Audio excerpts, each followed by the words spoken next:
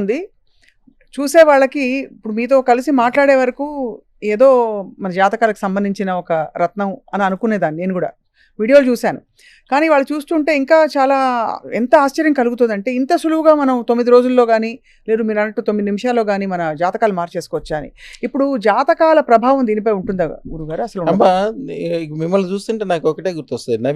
నవీన్ రావు అని ఒక డాక్టర్ ఉంటాడు మా ఏరియాలోనే. చాలా పేరు ప్రతిష్ట. మనిషి ఇంత ఎత్తుంటాడు. ఒక సింధీలాగో జైల్లాగానే ఉంటాడు. తెల్లగా మెలమెల మెరిసిపోతాడు. ఆయన చూస్తేనే సగం రోగం తగ్గిపోద్ది అంటారు ఆ ఏరియాలో. ఆయన భార్య సేమ్ మీలాగానే ఉంటుంది. అందుకని గుర్తొస్తుంది.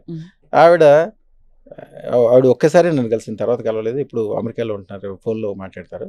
ఈ నవీన్ రావు గారికి ఎవరో నేను ఇందాక చెప్పాను సత్సాంగత్యంలోనే ఉండాలి, దుర్మార్గుల దగ్గర చేరకూడదని. ఎవరో ఒక కార్పొరేటర్ ఫ్రెండ్షిప్ ఏర్పడి ఈ బెట్టింగ్ దాంట్లోకి క్రికెట్ బెట్టింగ్లో మరి జూదంలో చేయించాడు.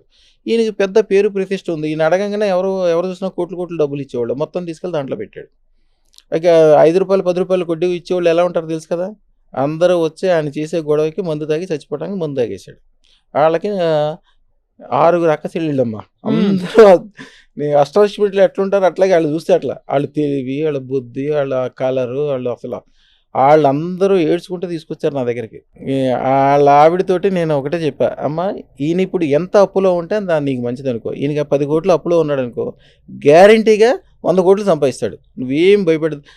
100 కోట్ల డబ్బులు వద్దు, నా పొందొద్దండి, ఈయన బతికితే చాలు. బతుకుతాడో లేదు పొగ అదేదో తాగాడంట, వేగులన్నీ ముడుసుకుపోయినాయి, ఆయన బతికితే చాలు, నాకు మీరు కనీసం బొట్టు పెట్టుకునేటట్టు ఉంటుందంటే, లేదమ్మా నీ దగ్గర 100 కిలోలు బంగారం చేరుకుంటుందని ఒక మంత్రం కూడా ఇచ్చా.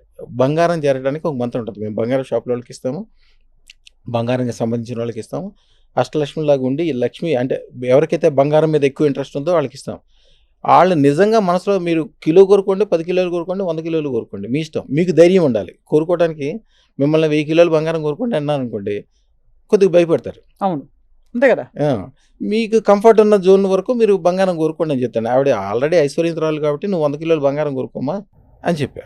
అయ్యా నాకు ఈ బంగారం వద్దు, ఏం వద్దు, మా ఆయన బతికిస్తే చాలు, నీ దగ్గరికి వచ్చిన వాళ్ళు అందరూ బాగుపడ్డారు, ఈయన్ని కూడా బాగు చేయండి. అమ్మాయి కూడా సైన్స్కి సంబంధించింది ఏదో చదువుకుంది. తర్వాత మన దగ్గరకు వచ్చాక దానికి సంబంధించిన తెలవకుండానే ఏదో మంచి సొల్యూషన్ దొరికి ఆయన బయటపడ్డాడు. ఎవరికి రూపాయి కట్టకుండా ఉన్నాయన్నీ అమ్మేసేసాడు. ఎవరికి కట్టకుండా ఈయనకి ఏం కావాలో తీసుకుని అమెరికా వెళ్ళిపోయాడు. అమెరికా వెళ్ళటానికి కూడా అమెరికా వెళ్ళి కూడా ఈయన ఆల్రెడీ మంచి డాక్టర్ కాబట్టి బాగా స్థిరపడ్డాడు. బహుశా ఈ ఇంటర్వ్యూ చూస్తే ఆయన రేపు మళ్ళీ ఫోన్ చేస్తాడు.